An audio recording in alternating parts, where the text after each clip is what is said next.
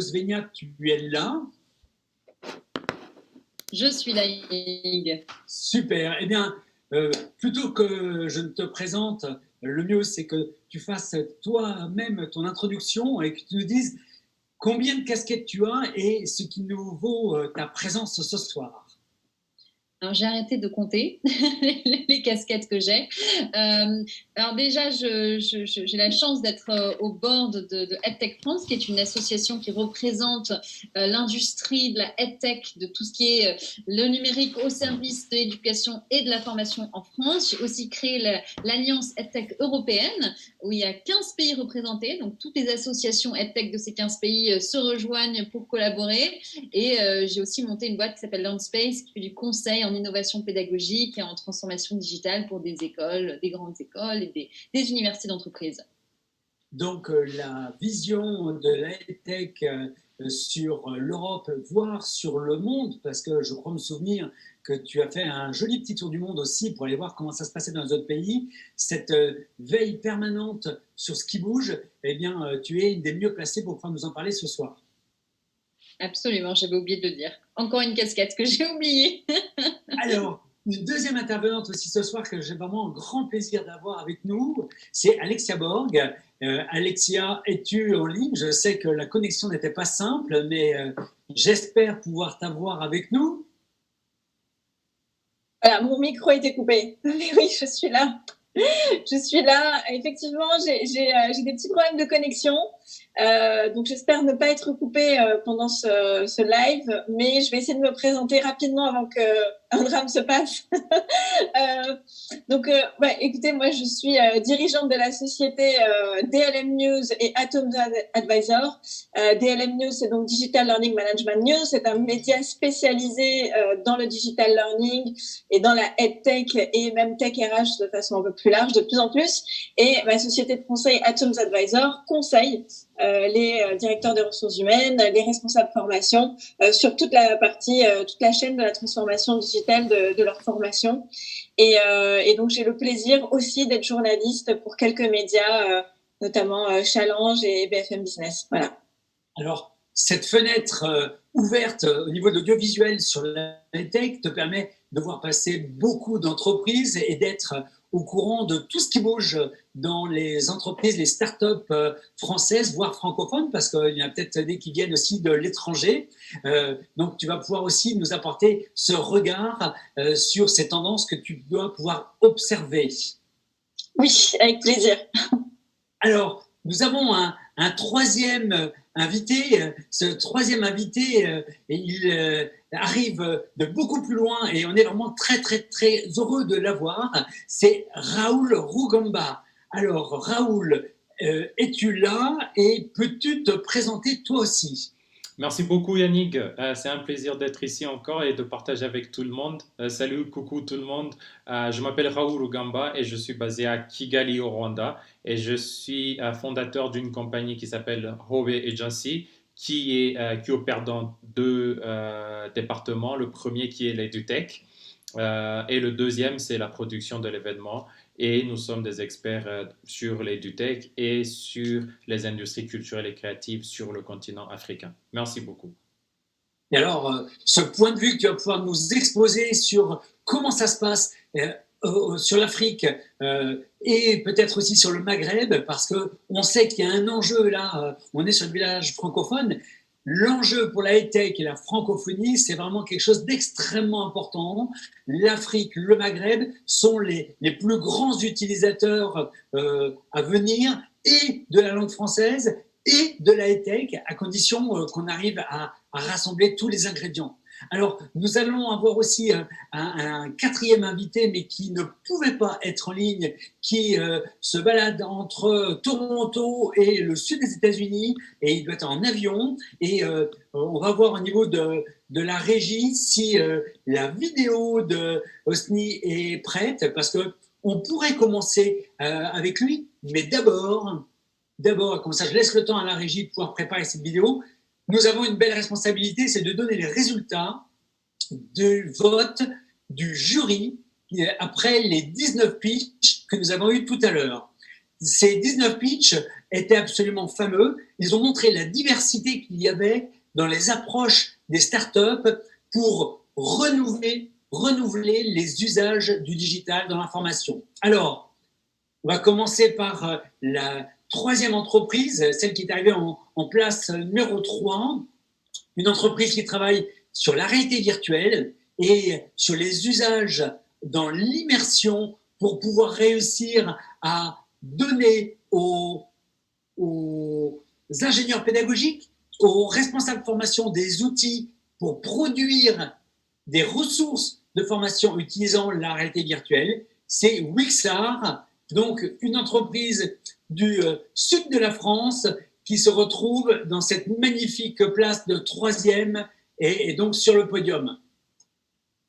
La deuxième, c'est une entreprise qui existe depuis 4 ou 5 ans, qui, elle, arrive de Nantes et qui, elle, arrive de la medtech, donc de tout ce qui est de l'ordre du médical pour pouvoir aller dans l'économie sociale et solidaire et qui est arrivé maintenant dans la edtech, donc les technologies pour l'éducation et pour la formation, pour pouvoir s'adresser à une population que l'on va retrouver chez les enfants, chez les ados, chez les adultes, une population qui a souvent été totalement éloignée et de l'apprentissage et des nouvelles technologies. C'est Mobilis, cette entreprise qui travaille pour faire des outils qui permettent aux personnes dyslexiques de pouvoir mieux lire et, de manière plus générale, tous ceux qui sont dyspraxiques d'avoir un accès aux outils et à la connaissance. Donc bravo Mobilis, qui est sur la 2e place du podium. Et première place du podium, une entreprise belge, francophone, qui est déjà utilisée par plus de, je crois, 100 000 ou 500 000 utilisateurs et qui a vraiment une vocation à aller worldwide maintenant pour pouvoir rendre les apprenants acteurs de leur formation et non plus passifs des présentations Zoom à l'infini. C'est WooClap. WooClap, vainqueur de ces pitchs du village francophone. Nous allons mettre vraiment à disposition tout ce que nous pouvons pour pouvoir vous promouvoir et vous donner les moyens de pouvoir aussi vous référer à cette award qu'on vous remet.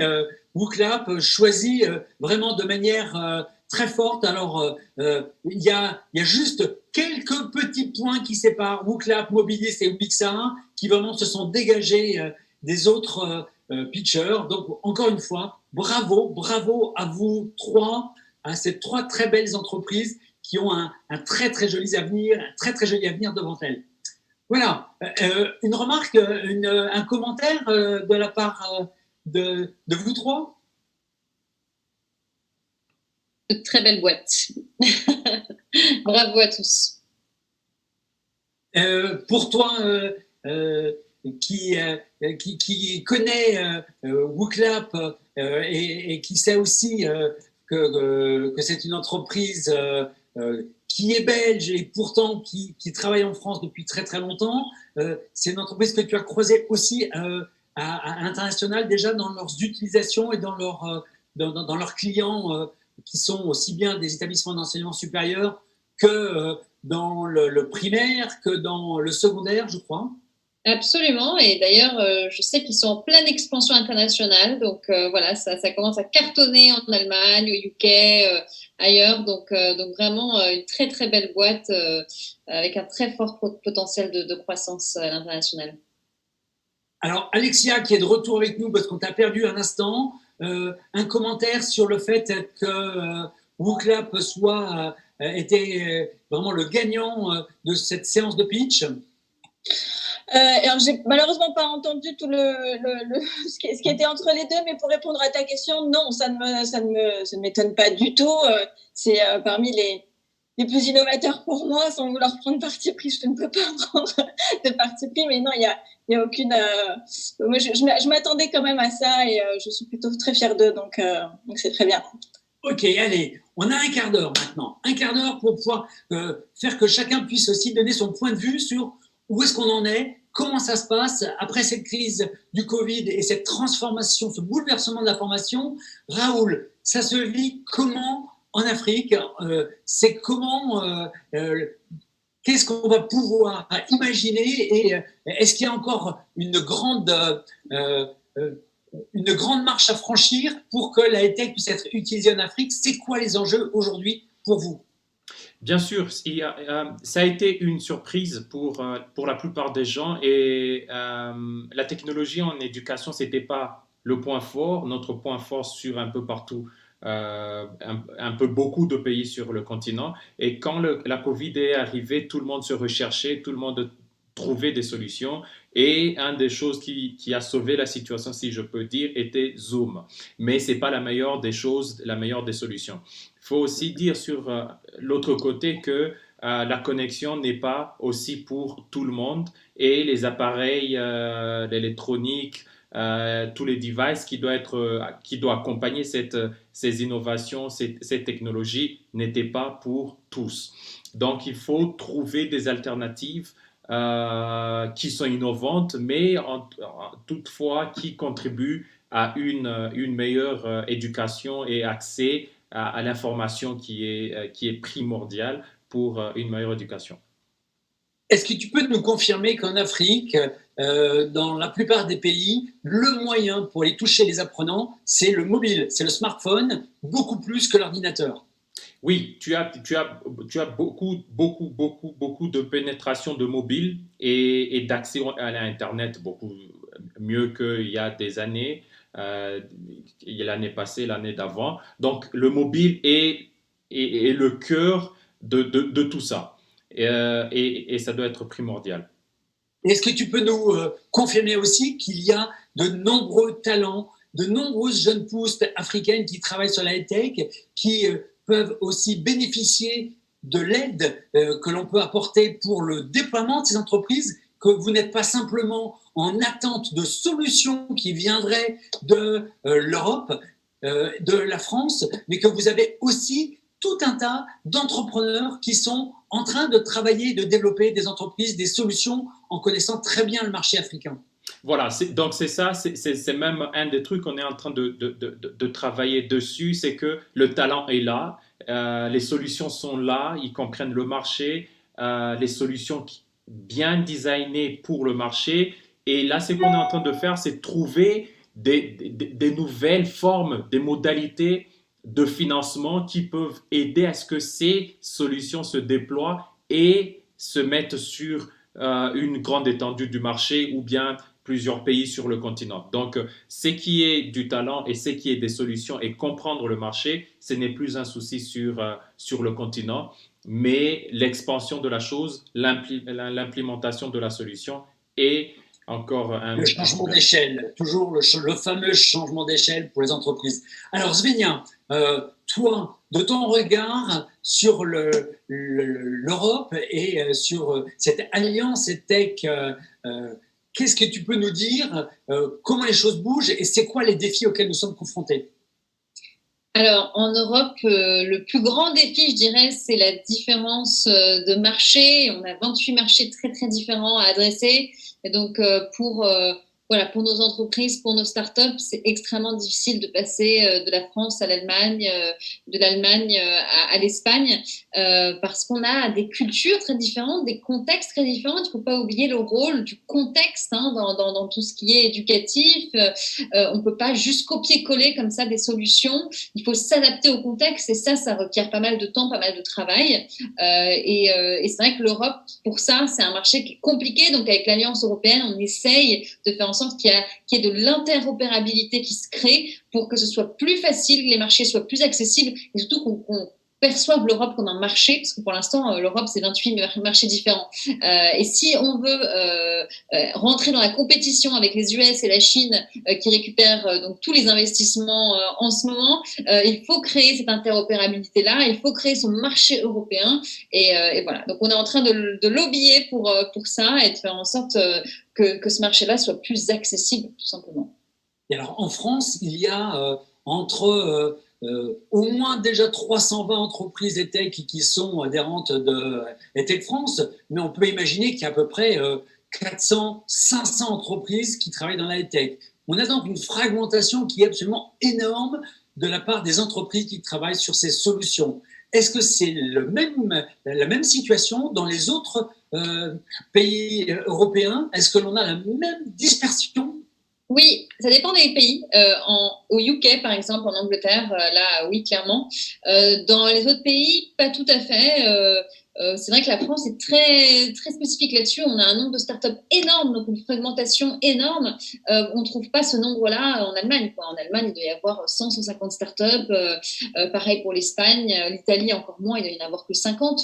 Donc c'est vrai que la France, on a vu un boom là, de création de boîtes dans l'éducation, dans la tech, et on ne sait pas forcément qui fait quoi. Et c'est aussi le rôle de la Tech France, hein, de rallier tous ces gens-là et de les faire se connaître, et pourquoi pas créer des collaborations, des façons de travailler ensemble, parce que c'est vrai que c'est extrêmement fragmenté et ça n'aide pas le marché et ça n'aide pas ces boîtes-là à grossir, à grandir, quoi. Il faut qu'elles se rapprochent, qu'elles créent des coopérations et elles seront plus fortes ensemble.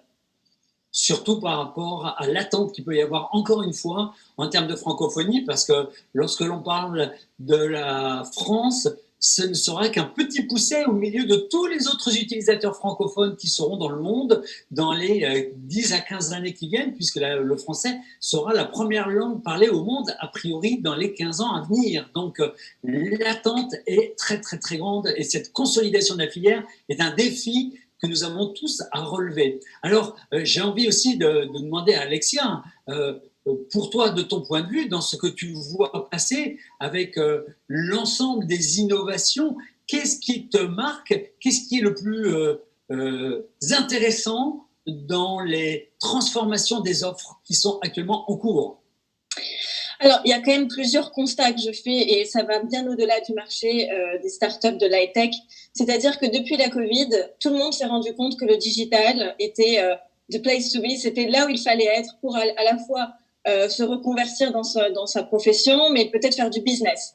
Et il y a eu la fermeture de toute la partie événementielle et donc tout le monde est en train de repenser son modèle et son secteur d'activité, ce qui fait que maintenant tout le monde se met à faire de la formation, ça pousse comme des champignons de partout. On a des entreprises qui maintenant, que ce soit dans la restauration, dans le milieu artistique, qui veulent se faire des plateformes où il y a plein d'artistes qui vont vendre les formations.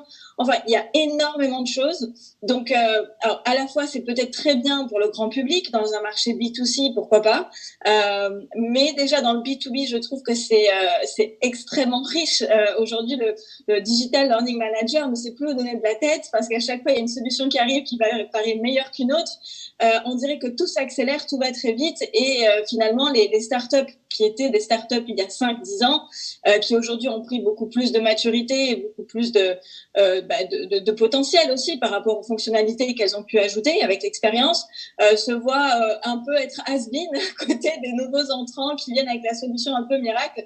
Donc c'est vrai que c'est compliqué entre les nouveaux entrants d'autres secteurs qui se mettent à faire de la formation parce que l'événementiel est on va dire mort pour l'instant, et ceux qui étaient déjà là, mais qui se disent ouais, mais déjà c'est trop vieux, déjà il y a d'autres choses qui sont intéressantes.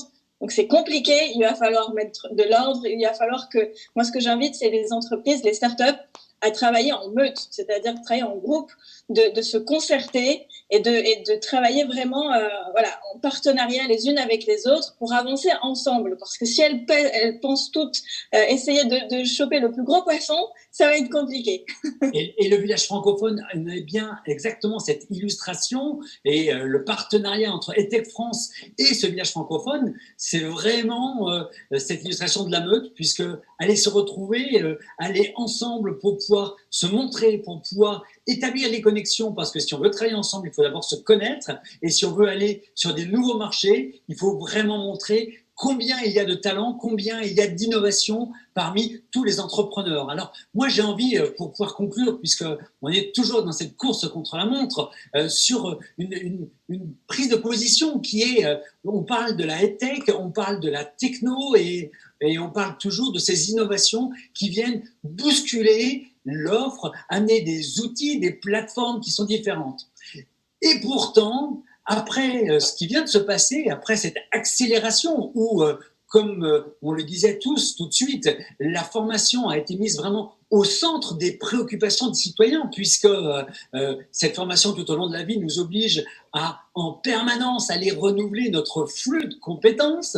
Donc, tout le monde l'a bien compris, se former, c'est devenu absolument indispensable. Se former tel qu'on le faisait avant, avec du présentiel, c'est plus possible. Eh bien, la solution a été facile à mettre en œuvre, puisque quasiment l'intégralité des établissements d'enseignement et des organismes de formation ont réussi à le faire, ça a été de régler la question de la distance en utilisant du Zoom, du Meet, pour pouvoir faire de la formation à distance avec de la classe virtuelle.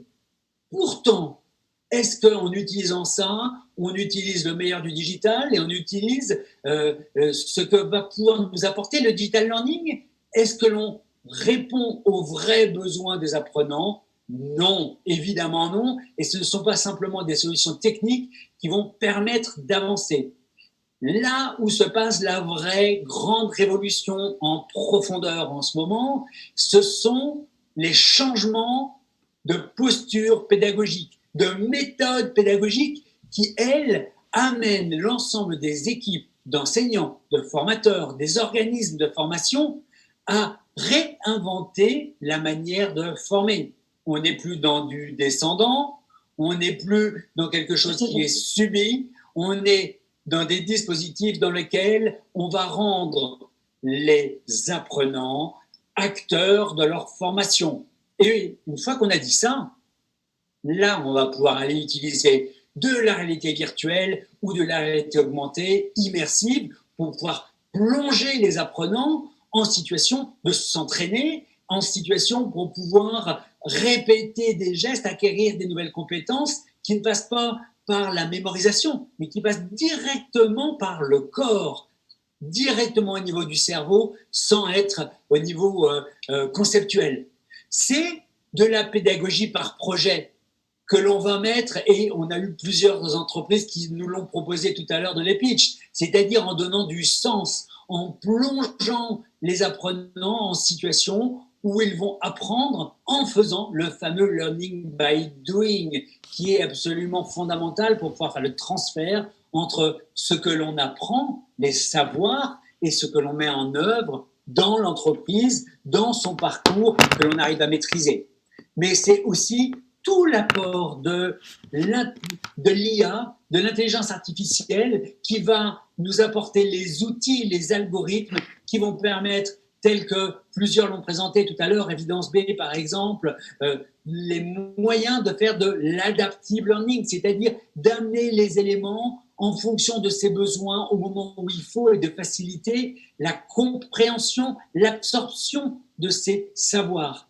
Là, rien qu'au travers de ces quelques exemples que je viens de vous prendre, on voit bien que l'on va chercher toute la puissance apportée par les technologies les plus évoluées aujourd'hui pour pouvoir les mettre au service d'une nouvelle manière d'apprendre, d'une nouvelle manière d'embarquer les apprenants sur des dispositifs qui vont pouvoir s'adresser aussi bien aux enfants qu'aux adultes dans toutes les situations possibles. Parce que si on ne fait pas ça, on va continuer à avoir des apprenants qui, eux, savent maintenant qu'aller se manger 4 heures ou 8 heures de Zoom par jour pour simplement entendre des sachants parler, ça n'a aucune valeur en termes d'apprentissage. Voilà pour moi la révolution. Eh ben Yannick, bravo pour ce tour d'horizon, bravo à tous tes invités, and congratulations guys, because our American cousin used to say timing is everything. We're right on time for the next panel. Thank you to the work groups focused on EdTech. After a tremendous show within media, within all the industry, we are very proud of the job you did with the pitching session right now with this panel. Merci beaucoup à vous tous. On se retrouve très vite, je pense. Et on a hâte, Yannick, d'être sur ton événement. Rappelle-nous les dates en conclusion pour qu'on prenne date et que toutes les communautés du village francophone, Raoul, on compte sur toi. Osni, tu nous l'as zappé, mais c'est promis, on va le mettre en replay sur le canal. Vas-y.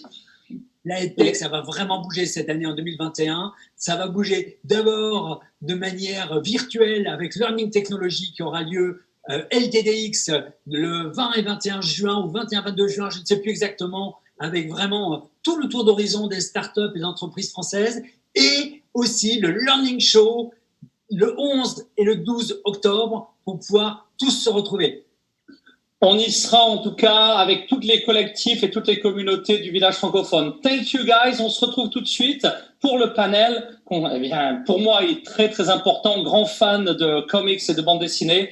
Comics and technology, it's right now within my global village.